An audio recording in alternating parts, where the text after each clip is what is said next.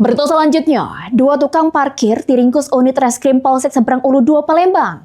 Sesudem aksinya maling HP punya pegawai rumah makan di Jalan Ayani, Kelurahan 16 Ulu Palembang, terekam kamera pengawas.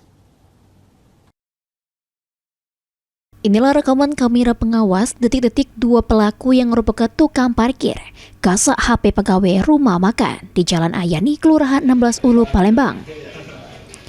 Akibat perbuatannya tersebut, kedua pelaku yakni Andri Agustoni, Samo M. Alfarizi, diringkus unit reskrim Polsek Seberang Ulu 2 Palembang. Kapolsek Seberang Ulu 2 Palembang, Kompol Dedi Rahmat Hidayat, ngatoke modus kedua pelaku ini eca-eca minta minum. Pas korban lengah karena lagi sibuk, salah sikok pelaku ngembek HP Vivo korban yang lagi dicas. Andi ini bantu parkir.